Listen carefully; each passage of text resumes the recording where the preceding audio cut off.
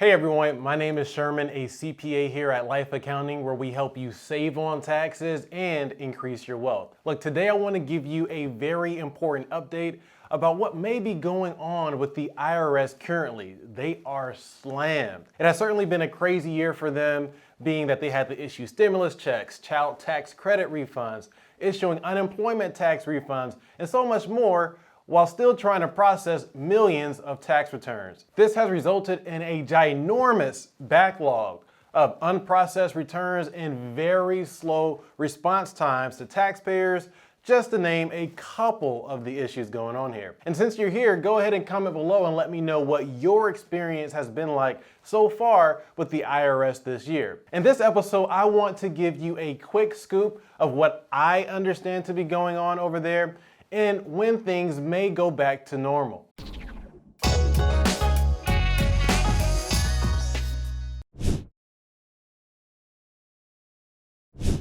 All right, so as of October, the IRS was still behind on processing more than 5 million tax returns. And that does not even include business returns. At that time, there were over 4 million business returns that had still not been processed, while another 4 million returns were expected as the October 15 deadline approached. Not to mention the taxpayers who are still waiting to receive the correct amount of money for their child tax credit. So basically, the big point here is that the IRS is still swamped as their service levels are hitting new lows. They are receiving more calls coming in daily than ever before. And I don't know if you have tried to get in contact with the IRS lately, but it has been pretty much impossible for me. We have faxed and mailed letters to the IRS that have been unresponded to. And it's not just us. Many of our subscribers are saying that they have not been able to get in touch with the IRS regarding various issues that are affecting them. All right, so what is the solution here?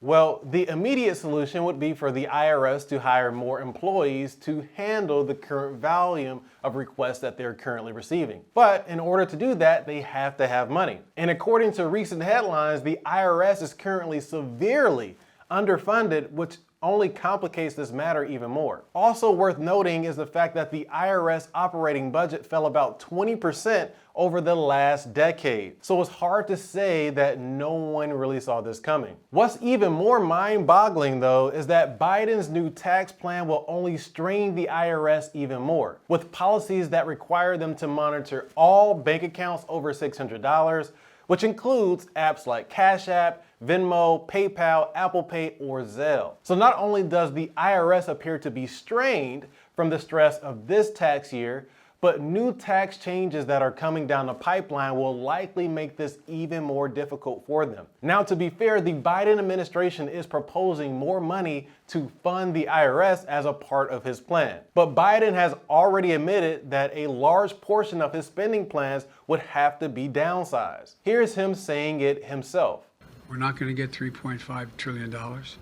We'll get less than that, but we're going to get it. And we're going to come back and get the rest. Now, we don't know what will actually pass as a result of his tax proposal right now, but it definitely appears that the IRS cannot afford to wait for help. But money alone just seems to be the beginning of solving this issue. According to a recent post on Accounting Today, it's more than just having the money to hire people. They'd also have to hire dozens, if not hundreds of people. And even once they are hired, it could still take at least 12 to 18 weeks to train them. And considering that we're currently in what is being labeled as the Great Resignation, with a record-breaking amount of employees quitting their jobs, I think it's safe to say that hiring will not be easy in this current environment. But ultimately, it sounds like increasing the budget, hiring more staff, and improving their technology is the solution here. Now, here's some good news. Although the IRS has been backlogged, it has been reported that they are still processing millions of returns as we speak to catch up. They are also improving their technology that may result in a smoother rollout of child tax credit payments and other items that taxpayers are desperately waiting on from the IRS. So although there have been some delays, I'm confident everything will work out in the future. I don't have a crystal ball, but I'd expect things to certainly be much better in 2022. But what do you think? Drop a comment below and be sure to subscribe if you want to stay in the loops on updates like this.